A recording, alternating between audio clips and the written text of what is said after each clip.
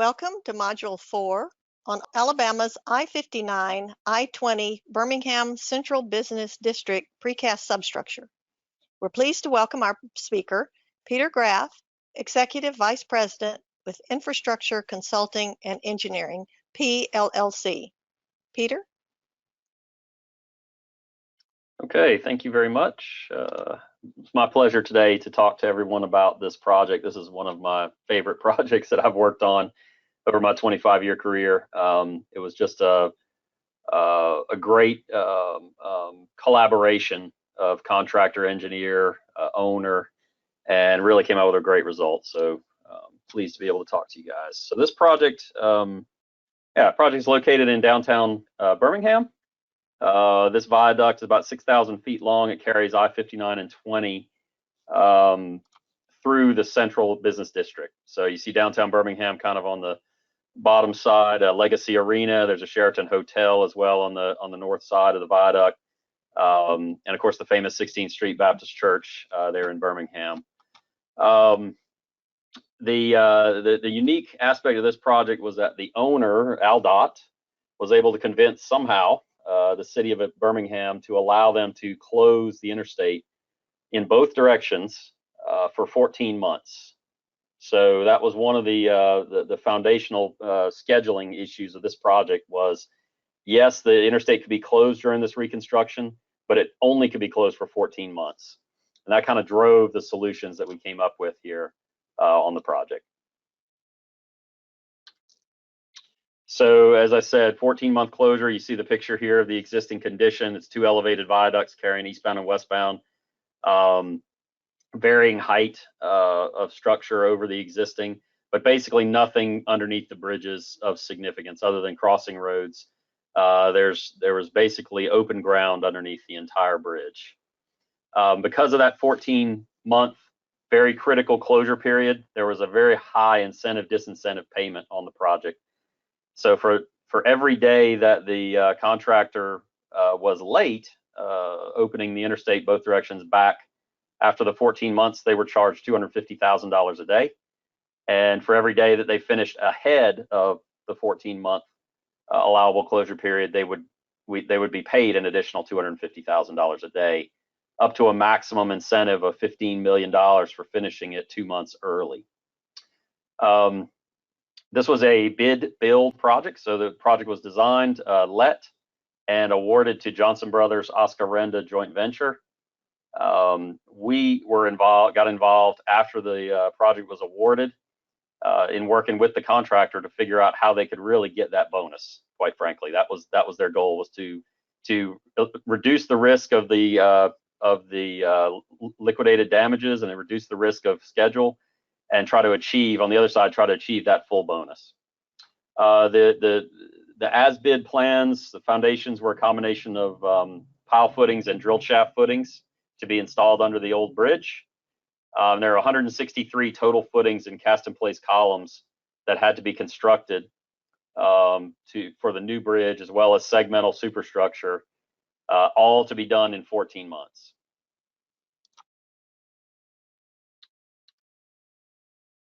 So as I said, the owner is AlDOT, contractor Johnson Brothers Oscar Renda. The original EOR for the bid plans was Volker, and we were ICE was the VE EOR. So the work that we did to change the design, we took engineer of record ownership of and signed and sealed. And then the foundation subcontractor that was working with the team was Russo to do the micropile work that I'll talk to you about in a minute. But as I said, this team here, we couldn't ask for a better collaboration with an owner or with the original EOR Volker. You know, when we proposed things in the value engineering, things were received well. There was a lot of good discussion and good reviews, and it just couldn't have done it really in the time we did without the collaboration of those folks. So here's the as designed plan. You can see that typically there was a 4 drilled shaft footing under each column, or there was about a 16 pile, 20 pile, I guess, H pile foundation. And there's some unique geology in this area of Birmingham. 22nd Street is kind of the dividing line between two different geologies, and the bid plans recognized that and went with a drill shaft foundation on the west side of 22nd Street and a pile footing foundation on the east side. There's significant amount of low headroom issues. Obviously, if we wanted to get in as much of the substructure as we could before we started closing lanes or demoing any of the existing bridge, because that would start the 14-month allowable closure.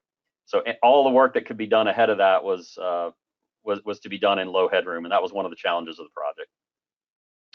Also, just a very congested and small site. Even though all that space under the bridge was available, there's just not much space between the buildings on either side of the interstate.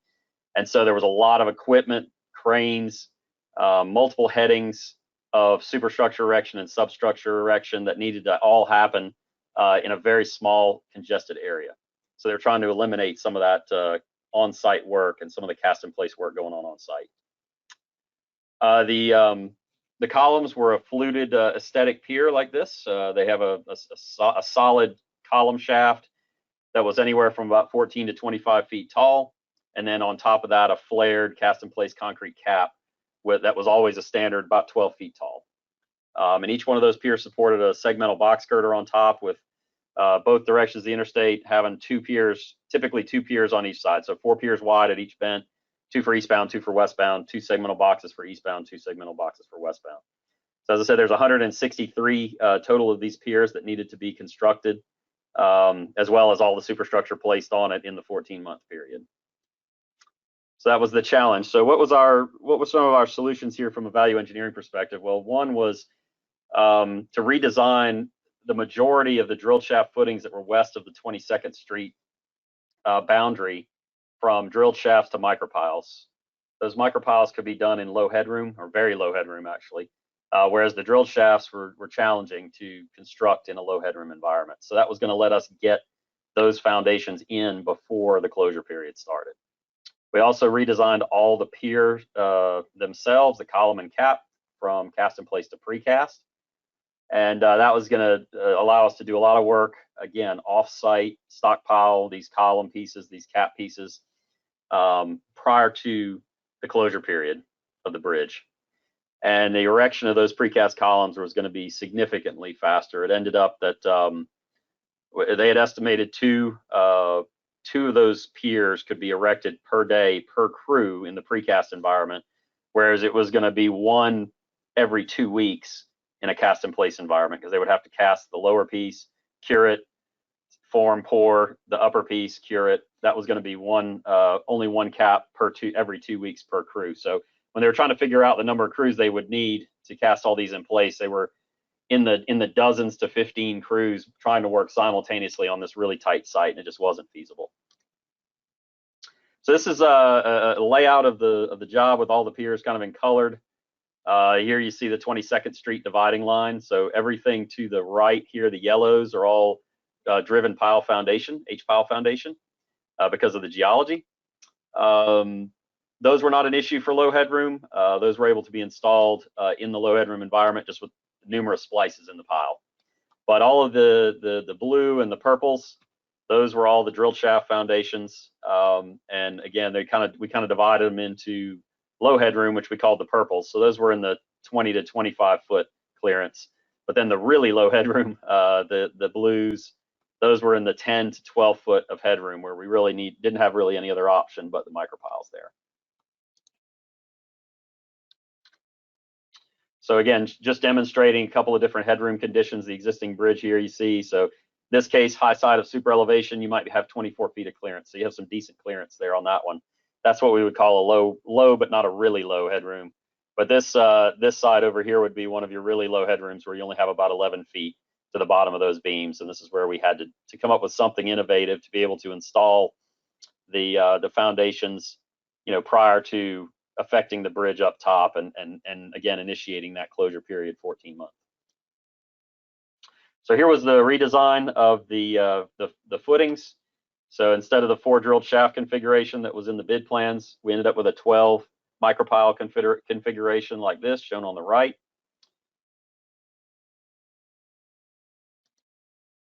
And the micropiles consisted of about a 9 5/8 inch diameter casing, with threaded sections, typically like oil drilling pipe, essentially. or well drilling pipe casing. And then the central bar, where you get some of the capacity there in tension, the central bar ended up being a 3-inch diameter grade 75 bar. So pretty beefy stuff we were using there. To ensure that these micropiles had the lateral resistance we needed, this being a karst environment with a lot of voids and unpredictable voids in the subsurface, we developed FB multi-pier analyses for all of the micropile foundations, and we could then go in and test the sensitivity of different void locations. So you can see here in this particular model, there's a void that sort of varies as we go across the footing. You know, it varies in depth here. So there's a void from this point down to this point, and then over here it's only a very shallow void from here to here. So we needed to deal with what the effect of those laterals, or what the effect of those voids were on the lateral resistance. So FB multi-pier software was really the best way to do that. And so we took the loads and the design that was provided in the bid plans, and then we enhanced it for our revised foundation type there in the value engineering proposal analysis. Just a picture of the installed micropile. You see the central bar, the grout around it, and obviously the casing around. This is after it's been cut off prior to a load test being done on it. And again, this is just the anatomy of the micropile. So embedded into the footing is a plate and nut to provide uplift resistance. The casing does also get embedded 1'6" into the footing. The central bar goes down, the casing goes down, and basically gets you through all of the karst and the voids and the anomalies, I would say, as we go through through putting the foundation in. And then once we got into what we knew was good rock, then we had a rock socket, minimum 10-foot rock socket, that the casing is terminated, and then the bar and the grout makes the bond there in the rock socket.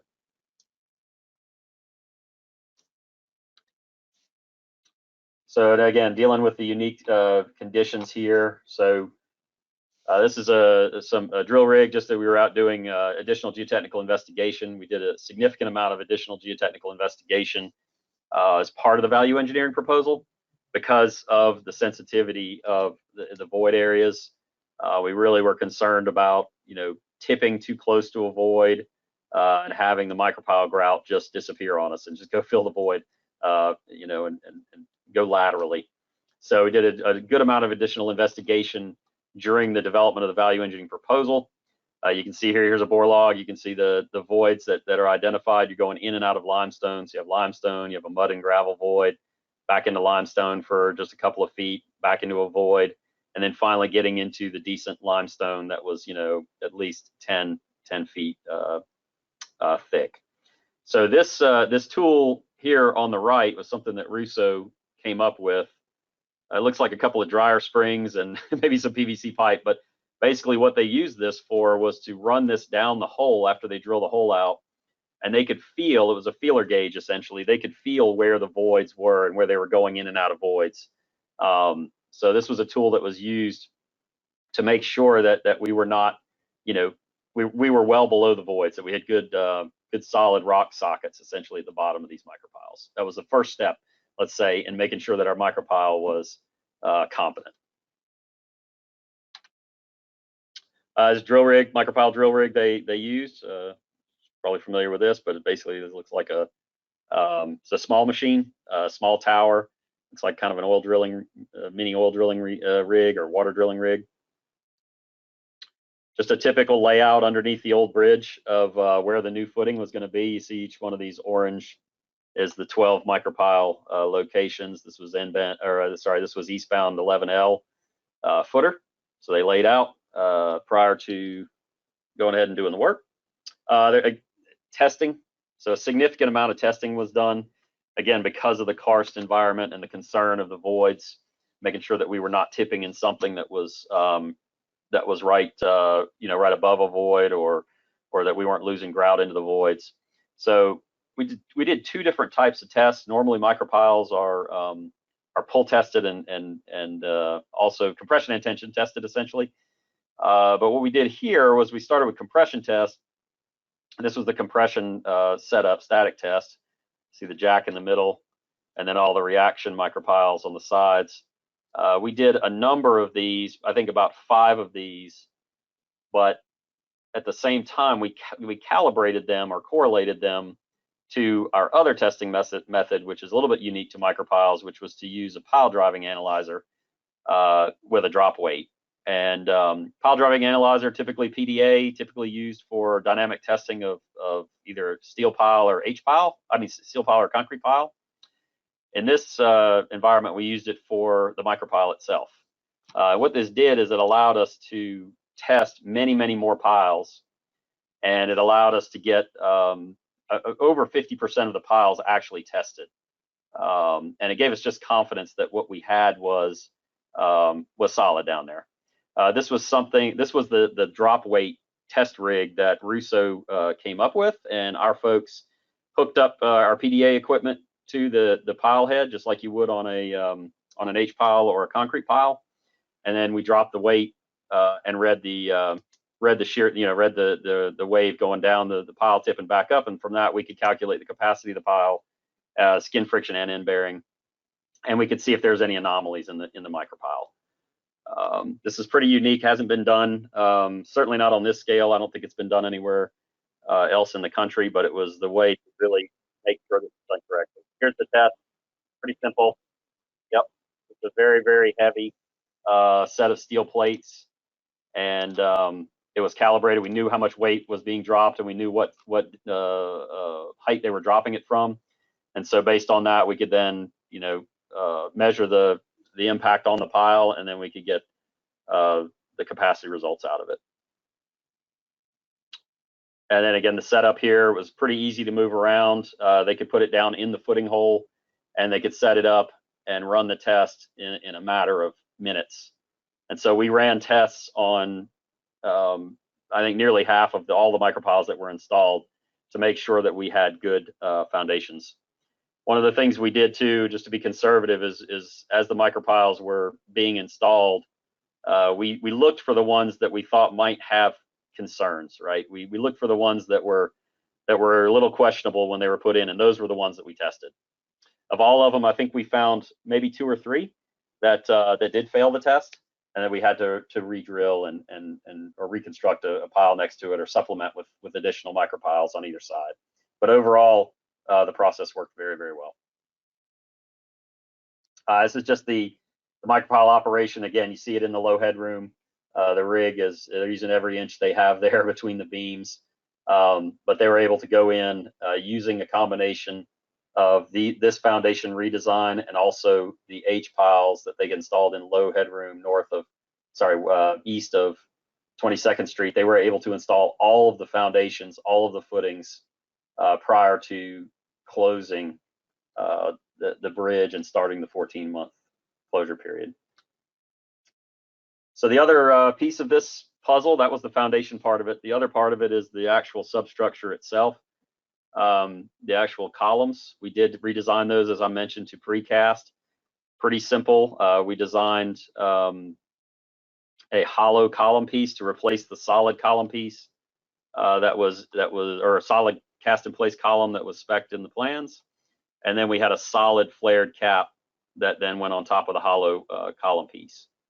And the nice thing about the original design is all of these cap pieces were relatively the same. There wasn't a lot of variability, so they were easy to precast. And the column obviously was all exactly the same. It was just the height that changed for each location. So we designed a system here involving the precast. It's important that when you're looking at precast, it's easy to look on paper and say, oh yeah, we could just take this rebar, put a grouted splice coupler in between it, and split it up with a construction joint, and this will be easy to do. But what you don't want to forget about is all of the details, and the devil is in the details, and making sure that these things actually work in the field with the contractors and how they're going to construct it. And in this project, we had some interesting details of a lot of utility and conduit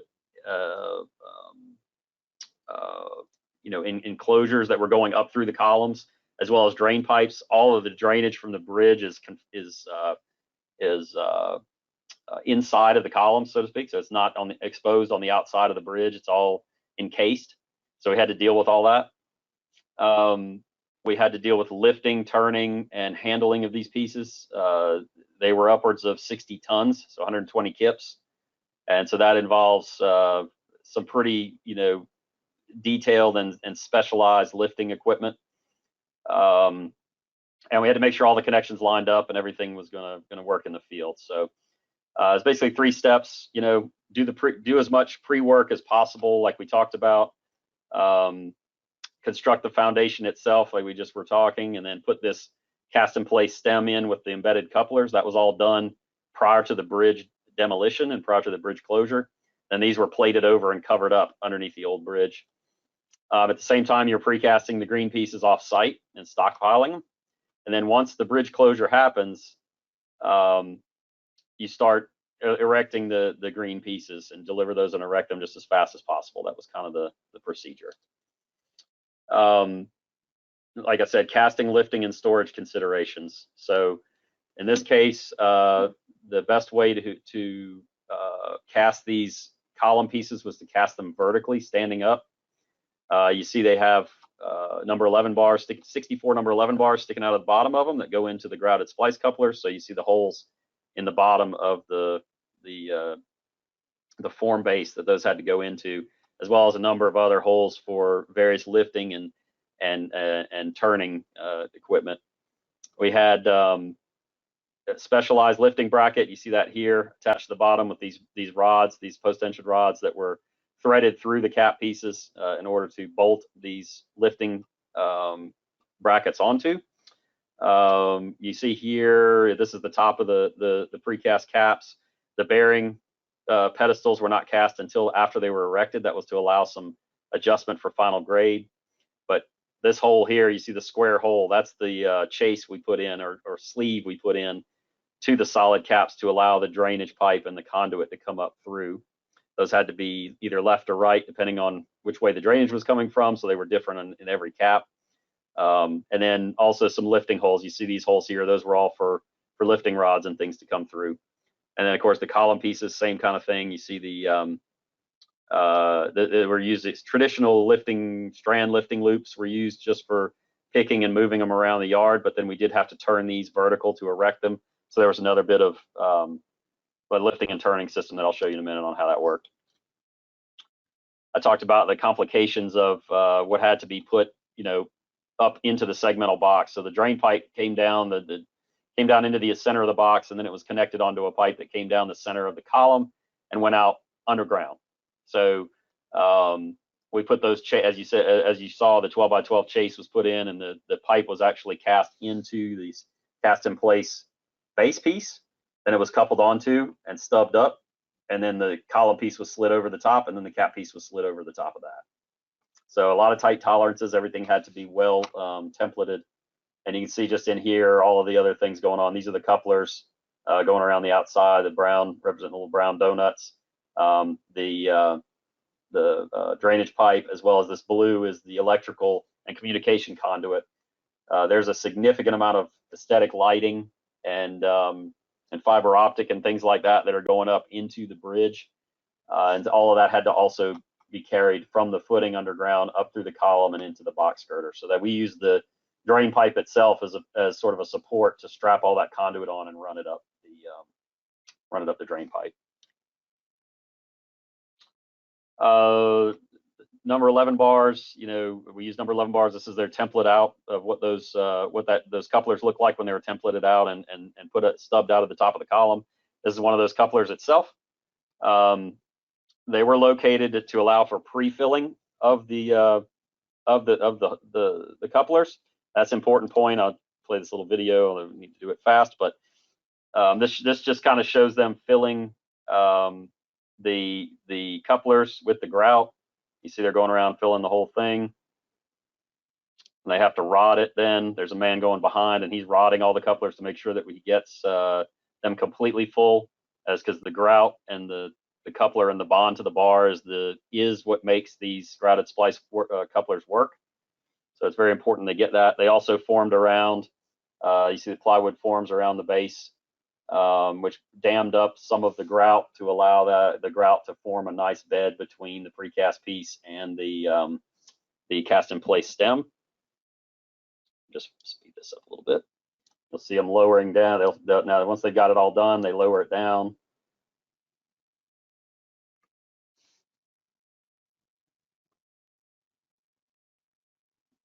And squeeze out a significant amount of grout just to make sure that we have good, good contact, good coverage between the cast in place and the precast.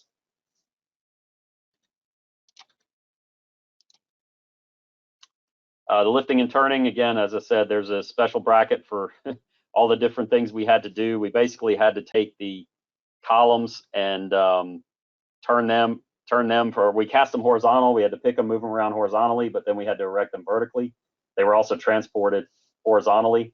So there was a series of brackets with crane and spreader bar, along with a pivot here that was cast into the precast so that when the crane could come and turn the piece vertical and then set it. And similar with the caps were actually cast vertical. They were stored horizontal, transported horizontal, and then they were erected back vertical. So they had to be turned multiple times. It was important that all of that, those loads and things were properly dealt with. It's just a picture for the bottom of one of the caps showing all the different things going on here. So, the number 11 bars of the main reinforcement is here, but all of these plates and captured couplers are for the threaded rods that were used in the lifting. And then this hole here on the side was for the pivot rod that went through, that then was had a bracket attached to it that they could pivot around to turn it. Again, some details of the lifting strands, but also again the pivot rods and the turning bracket here. There were some sleeves that went through the top of the column in order to do that. There it is in place in the yard and being picked. Notice the yellow little caps, those go on the couplers, and those are critical to make sure that those are all in place so that during all the different moving and storing and erecting that you don't get any trash getting into the couplers, because again, like I said, the grout in the coupler is the key to this whole system. Here's just a couple of shots of the column piece being erected. See the bracket, lifting it, holding it in place, and then they've got this template where they've sort of center it up and get it properly aligned. This is the forms for the hollow column pieces. They were, as I said, cast laying down. They were bulkheaded off to whatever the length that was needed for each one, and there was a central core form that rode on this rail that went down the middle to form the void. Cap pieces, again, as I said, they were stacked up or erected, cast vertically, pulled out, turned like this, and then set in the yard. You can see they double stacked these column pieces, as we had again 163 of them over at one point, all in the yard at the same time, ready to roll. Demo began. So now that was all the pre-demo operations. Then demo starts on the bridge. You can see here they went out to town and just started demoing the bridge. These are some of the columns we did that were outside of the footprint of the existing bridge that we're able to do prior to the demo in order to kind of get the system down, make sure it was working. So those are some essentially test columns we did first. You see in the picture here in the foreground, those are 3 of the footings for the new bridge that were already constructed, buried, and plated over while the demo was going on. They go out there, they uncover the footing, they put the couplers onto the piece that was the bars that were stubbed out in the footing. They cast this stem, and then shim and bulkheading off on top of the stem. See here, this is the drain pipe, as well as the conduit that I talked about earlier, stubbing up, and then an inside dam as well to hold the grout, in place, so that we could get about a 1/2 to 1/4 inch grout joint between the precast and the cast in place. Pieces, they came to the job site, rain or shine, day and night. Here's some of them on a truck heading to the job. They erected these things, as we said, 2 complete columns per day per crew. So they would erect 2 column pieces, and they would come back and erect 2 to 3 column pieces and 2 to 3 cap pieces. The grout is a very specialized grout system, again, proprietary to the couplers. And it was just an interesting side note is that these had never been used on the scale that we used. I think we used some 21,000 of these couplers on this project. They'd never been used to this scale. They come in 50-pound bags, and the instructions are pour 1 gallon of water into a 5-gallon bucket, dump the bag in, and mix with a hand paddle mixer. That was not going to be feasible for the amount that we had to do. So we worked with Splice Sleeve to come up with a procedure to use a grout plant to actually mix this. They had never used that before. They didn't recommend it, and so we did some testing to make sure that that would be a feasible way to mix and pump this grout in, because we could not do 5-gallon buckets of this material. This is a good shot of just 3 columns sort of in different states of erection. This one has just been set. You can see the lifting bracket is still on it. This one they're working on the top, getting ready for the next piece, and then this one's got the bracket in the background, ready to receive the cap piece. And again, similar here, 2 of the columns in place. Again, another shot of sort of different states of erection. So here, this one has just got the column erected. The middle one, they have erected the cap on top. They're forming up the bearing seats, similar with this one here. And then this one in the foreground, they have erected the segment on top. You see the drain pipe stubbed up. They're ready to go into the center of the segment. Bearings on there, bearing seats all poured. So a lot of things going on all at one time.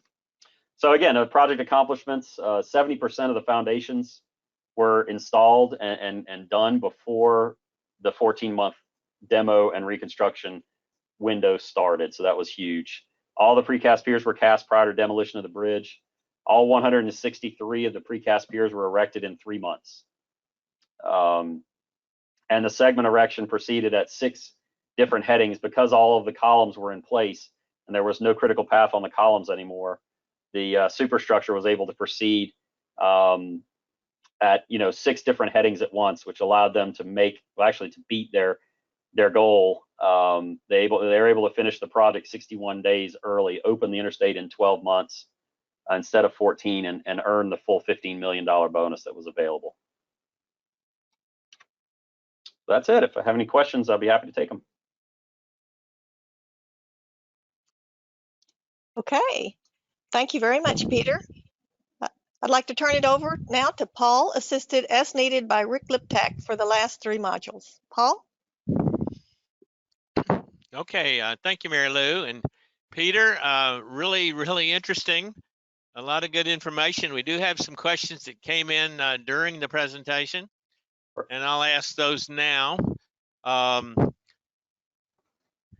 see, we got about 8 minutes or so. Anyway, the first one was the skin friction between the micropile casing and the soil modeled by FB Pier program? No, I think we neglected any skin friction within the cased part of the micropile. So that was why you saw the detail with the 10-foot uncased section that was in rock. We only accounted for the part of the micropile that was in rock below the casing. Okay, and you verified that with your load test? Exactly. We did the PDA and the load test and showed that was a conservative assumption. Now, there may have been some skin friction being obtained, but we didn't want to count on it. Okay. Because of the variability of what we saw above the rock layer. All right.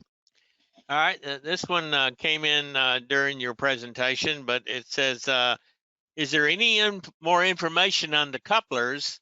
And particularly, they were interested, will they develop fully the number 11 bars? Yeah. So this is it. By the way, these things are massive. I have one of these in my office yeah, these are they're made by NMB. It's, if you just Google Splice Sleeve, splicesleeve.com. They have a number of different sizes for different bars. Those were specifically for number 11 bars. I'm sorry, what was the second part of the question? Are there any? Oh, that was it. The question about will they develop the number 11 bar? Yeah. Yes. So they've been tested to develop the number 11 to 150% of yield. So they're a full class 2 connection. Full. All right. Good enough. Okay. I have a couple more questions. Some of these came in beforehand, but the first one was, what constraints do precast substructures alleviate? Well, for this one, it was time. It was absolutely time. As I said, this project, if you had unlimited time, you could have constructed it cast in place. But in this particular scenario, time was extremely important to the owner politically, as well as to the contractor from a monetary perspective. You know, AlDOT had made a commitment to the city of Birmingham that they were going to disrupt traffic, but they were only going to disrupt it for 14 months, period. You know, end of story. And that's how they got it sold to the locals to do that disruption. And so if it had not worked, there would have been a lot of folks in a lot of trouble, I'm sure. Okay. So in this one, it was time. Okay. The next one was what are the main challenges, including logistical, to implement the precast substructure?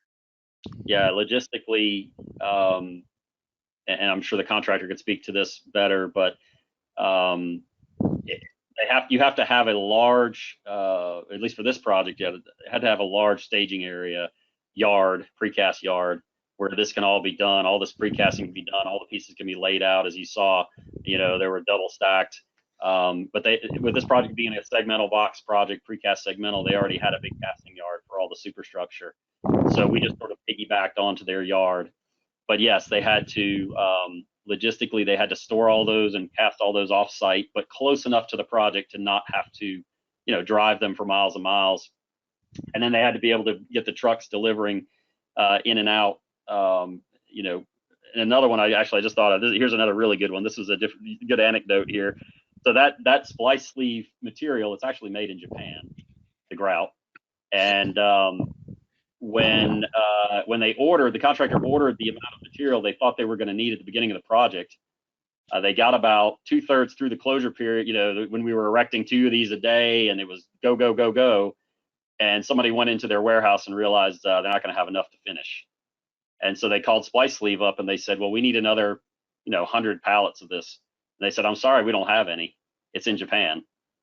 And so the contractor literally had to charter a cargo plane, fly to Japan, get 100 pallets of the grout and bring it back. So the logistics of just making sure you have all the materials available, you got the proper amount ready to go, because once you start something like this going at that pace, there is no time to back up and go to Home Depot and get XYZ. You're in trouble. You've got to have everything available and ready to go. Okay. We're just about out of time. I'm going to turn it over to Rick to see if we've got another question or two. And Rick, you want to come on?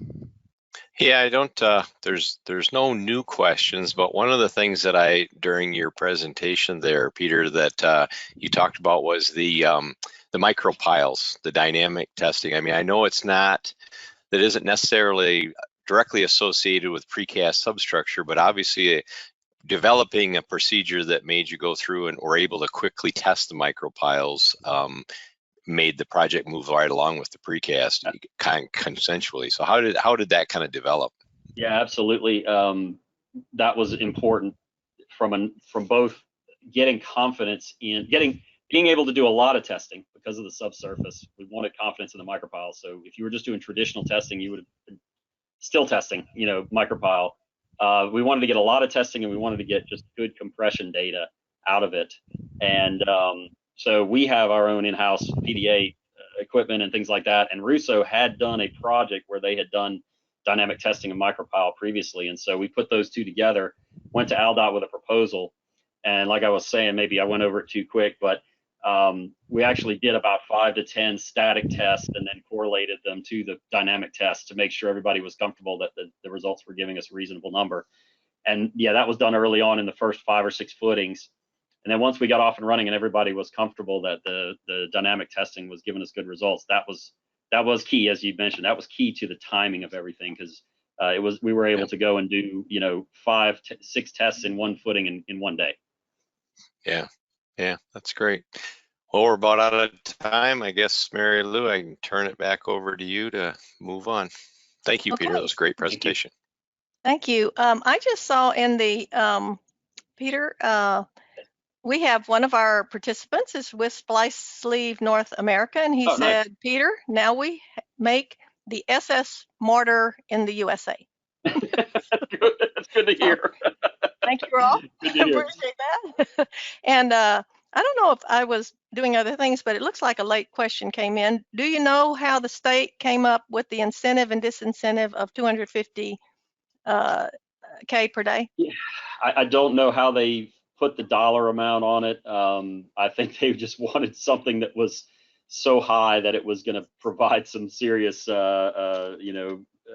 attention from the contractor. But I don't know. Chris may know, Chris White, but I was not involved when they came up with that All right. actual dollar amount. Yep.